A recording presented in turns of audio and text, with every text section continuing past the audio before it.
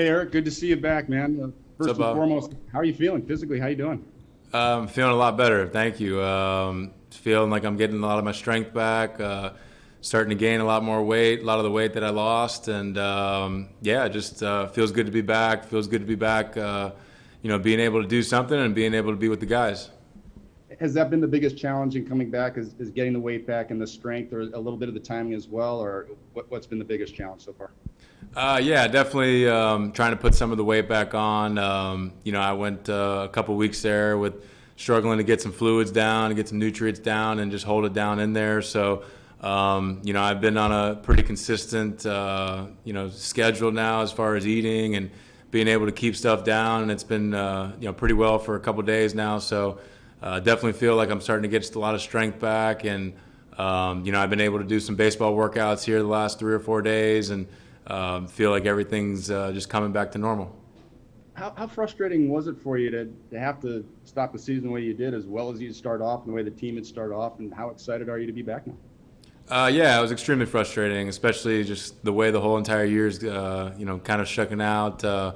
Finally when it was time to play the season, I was feeling good and ready to go, and then this kind of just hit me all at once, and try to do some things in San Francisco and Colorado to be able to play that night, and just wasn't able to go. So just realized I had to, take a little more time and try and get healthy, and not hopefully not have to, go through any more hiccups like this again. Thanks, Eric. Next, we'll go to Annie Halbern. Hey, Eric, glad you're feeling better. And I mean, it's kind of amazing that you were able to play the way you did and also have success during that time.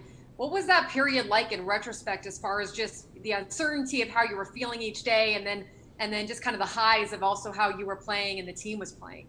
Yeah, it was a really weird situation. The best I would feel would be during the game. I had no issues, no stomach issues, anything like that. And then after the game, it would just be really hard to, keep food down and then keep water down or any type of, hydration or something like that. So it was just really weird, not knowing what the situation was, not knowing what was causing all of it. So, I feel like now I've, controlled it pretty well, of staying away from certain foods or certain things that might be a trigger for it. So, it was extremely frustrating because the team got off to a good start, and I personally got off to a good start. But like I said, now hopefully it's behind me, and I can finish out the rest of the season and not have to worry about any hiccups.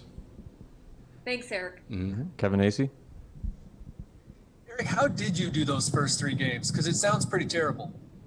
Like I said, it was weird, man, because I felt the best during the game. I don't know if the adrenaline takes over or what the deal was, but I had no issues at all. And then, right when the game was over and I would, try and eat something or try and drink something, my stomach just really wouldn't tolerate it. And it was frustrating because, there was a lot of trial and error on certain foods, certain drinks, certain type of medicine, and just couldn't really get an answer, couldn't really narrow it down and figure out what it was. And finally, found something that was able to keep down after a couple days, and then, slowly just expanded it and got some food in. And, finally, a couple days now, I've seemed to figure out what works and what doesn't, and hopefully can just ride that out for the rest of the season. Is it a matter of that's what you're doing, is just kind of trying to write it out? Or do you actually have a diagnosis and you're all good now? There's no diagnosis, but I definitely feel all good now. I'm staying away from, certain type of foods that I thought might have triggered it, and, found some medicine that works, that helps me keep food down and helps me keep all the fluids down and stuff. So I'm pretty confident it won't come back up, and pretty confident that, I can kind of move on from this and, eventually just get off the medicine and be able to, go back to eating normal stuff and being able to keep fluids and having my stomach basically keep it all down. In a long time since you've been on the IL, you don't do that. I was wondering if this one felt, considering the circumstances, longer and worse than the other one. It certainly did, just because of the whole makeup of the season, it only being 60 games and us waiting so long to finally start a season, and then being able to start a season, and then it kind of hits me all at once. So it was really frustrating, especially, there's a lot of, we were pretty excited to start the season. The way we got off to the start of the season was really exciting, and, we had the Dodgers coming in town for a big series, and it was frustrating not to be able to be out there with the guys, but certainly been watching all the games on TV, been following along, and it's been exciting to watch. The guys have been playing great baseball, and I'm excited to join in. Bernie Wilson. Hey, Haas. So the doctors were never able to specifically say what it was? No, not specifically. We've, kind of came down to maybe 2 or 3, guesses on what it could be, but it's just a really weird situation, a really unique situation, and, hopefully here at the end of the season, be able to go see some more GI specialists, and hopefully we can nail down what it was, and I can move forward from this. Thank you. All right, next we'll go to Jake. Hey, Eric, glad you're feeling better. And I'm sure you can't wait to get back to first base there, but you said you're following along with the games. How impressed were you with the way Jake Cron was playing over there at first? I mean, for a guy that played one game in the minors and one game or a little bit in college, how impressive was it, his play over there? Really impressive. All aspects of his game, the way he was defending over there. It was a shortstop playing first. It was really cool to watch. He made the most of his opportunities, and it was really cool to see. During the whole COVID crisis, we were part of the same workout crew. We were at 7:30, and I got to see firsthand the work he was putting in and day out, and he just made the most of the opportunity, and it was certainly fun to watch. And he's been playing some big baseball, especially against the Dodgers. He came up with some big swings there, and he's been playing great on all aspects of the game, and it was fun to watch. For people that don't know, how hard is that? I think a lot of times people want to assume first base is easy. I don't know why, but how hard is that for a guy that hadn't played there to just kind of fall into that position like that?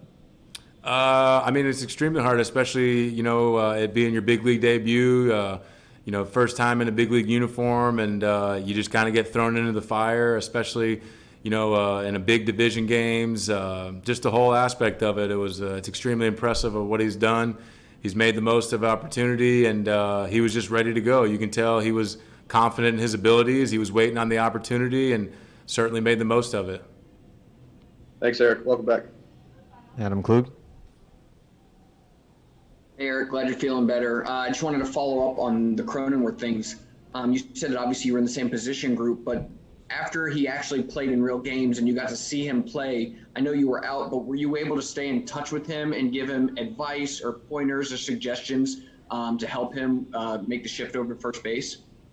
A lot of us, we all have our team group text message, so I was certainly sending messages to the guys and to him personally, just showing my support. But, I think Bobby D had him pretty locked in on the defensive end on what to do. And, like I said, he's a shortstop playing first base, so he certainly made it look pretty easy over there. He made the transition look, pretty easy. And I think we've only seen half his game because I know he pitches as well. So I'm sure everyone's waiting to see how he turns out on the mound as well, if that ever happens. And have you been told, will you be back in the lineup playing today? Yes, I'll be back in there today, so I'm pretty excited about that. And last question, first base, or will you be DHing just to kind of ease your way back in? First base. So I'll be back in there first today. So, that's I'm pretty excited about that. Obviously, I've been wanting to be in the lineup there for a little while, and don't like being on the IL, so I'm glad to be back in there with the guys tonight. We have time for a few more questions. We'll go back to Annie. Eric, just a quick follow-up. Had you ever experienced what you experienced this last week? Have you ever experienced that before, or any symptoms like that in the past? After Christmas this year, right around the New Year, I had the influenza flu, type A, and it was had me down for about 10 days or so, and it's kind of similar symptoms, but it was a flu, and I don't know if something had happened, throughout that flu. I was throwing up a lot and pretty violently, so I don't know if something along those lines kind of led that to this second episode here. But other than that, no, I've never really been sick like that. Ever since I turned 30, all these problems kind of keep coming up, so 30's getting the best of me. It gets worse, my friend. Okay, thanks, Eric. No problem. We'll go to Marty Caswell. Hey Eric, what sort of perspective did you get watching these games from, I guess, your couch, watching it on TV? Completely different perspective. I got to. It's funny too because I always have a lot of questions after the game. You're always kind of asking why this guy did this or why certain plays happened, and it's definitely a lot different. But it was frustrating at the same time. I mean, the Dodger game, the way that game ended with the throw at home, I think I didn't end up falling asleep that night till 2 a.m. because I was just it was just a tough loss. It was a heartbreaker, but. It just stinks because you see the guys, the guys are grinding and you want to be out there grinding with them. I know the road trip there, we got into Colorado really late and then the next game started with a delay. So you kind of know what the guys are going through and you just feel a little guilty not being able to be there with them and being able to, to be in that middle of the grind with the guys. And you felt the energy firsthand when you are there in the dugout, but does the energy that Tatis brings, does that come through to you on the TV as well?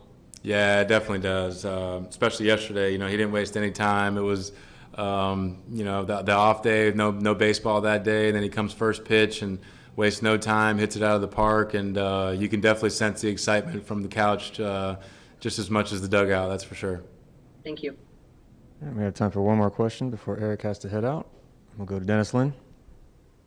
Eric, just kind of going off that, what stood out to you the most about Tatis and the adjustments he's making this year? You know what it's like to be 21 and succeeding in the majors, but year 2, how do you think he's handling himself? He's handling himself great. It's amazing how easy he makes the game look. I remember the curveball he hit in the opposite field for a home run. It just on TV, it just looked way too easy of what he did, and he hit that ball, pretty far into the right field fence or over the right field fence. So. Year 2 is always, one of the toughest years in the big leagues because the league kind of has a scouting report on you. They have a better idea of how they want to attack you. And, that's just what makes him so special is the talent not only is there, but mentally he's ahead of the game as well. And you can tell that he understands that the league's trying to adjust to him and he's making the necessary adjustments that he needs to make that just make him a superstar. Have you guys on the team given him any grief about the BMW commercial? No, I think I was one of the first ones to see it because I was at home and I realized it was a national commercial because I think I was watching one of the games on MLB Network or ESPN, one of the two, and saw the commercial firsthand. I wasn't looking at the TV, but I heard his voice and knew it was him. And he's as marketable as they come. He's a great kid. He deserves all this coming his way. And mentally, he's the type of guy that can handle all this attention as well.